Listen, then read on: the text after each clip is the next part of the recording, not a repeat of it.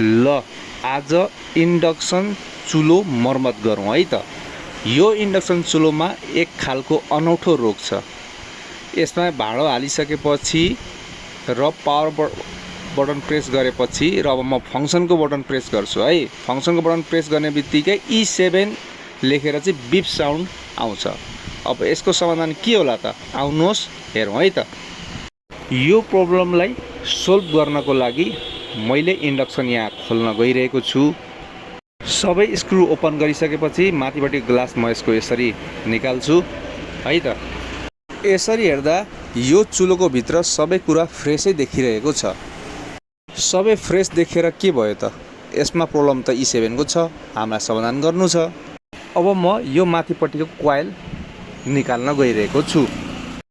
कोइललाई निकाल्ने बित्तिकै मैले फिजिकली अब्जर्भ गर्ने बित्तिकै एउटा कुरा नोटिस गरिसकेको छु।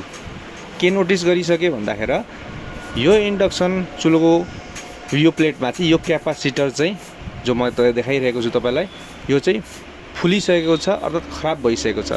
खराब भएर यसको भित्रको जो मेटेरियल हुन्छ त्यो सबै फुटेर बाहिर निस्किसकेको छ। यो साइडमा देख्न सक्नुहुन्छ।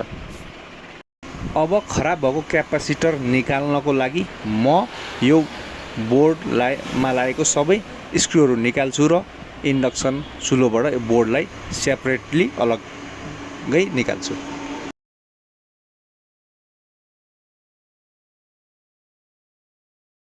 खराब भएको क्यापासिटर म तपाईँलाई देखाउन गइरहेको छु।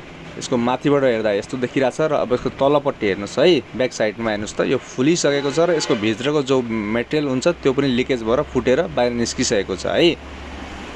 अब के गर्ने त भन्दाखेरि सेम भ्यालुको हामीले क्यापासिटर रिप्लेस गर्नुपर्छ। अब यो क्यापासिटरको साथमा म यो क्यापासिटर हाल्न गइरहेको छु है त। बोर्डमा म यसरी यसलाई यो क्यापासिटरलाई लगाइदिन्छु। बिग्रेको क्यापासिटर फालेर मैले नयाँ क्यापासिटर यसमा लगाइसकेपछि यो यस्तो देखिएको छ है त।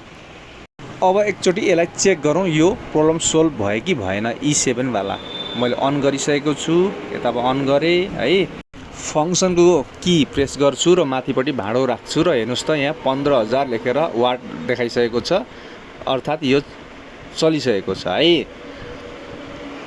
अब मैले यो इन्डक्सन चुलोलाई पुरै फिट गरिसकेको छु र चलाएर फेरि चेक गर्छु है त। अब यहाँ अन भइसकेको छ। अब म यसको माथि भाँडो राख्छु है। त्यसपछि के गर्छु त?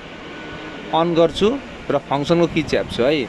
ल 1500 लेखेर आइसकेको छ, अर्थात् यो चलिसकेको छ। 2000 वाटमा मैले अहिले चलाइरहेको छु। मजाले यो हिट भइरहेको छ र तपाईँ भाँडोमा देख्न सक्नुहुन्छ हिट मजाले भइसकेको छ। यसरी हामीले चाहिँ E7 प्रब्लम सोल्भ गर्न सक्छौँ। यसमा चाहिँ E7 प्रब्लम चाहिँ क्यापासिटर प्रब्लम भएर चाहिँ आएको रहेछ। हजुरहरूको लागि यस्तै जानकारीमूलक मैले भिडियो लिएर आइरहेको हुन्छु।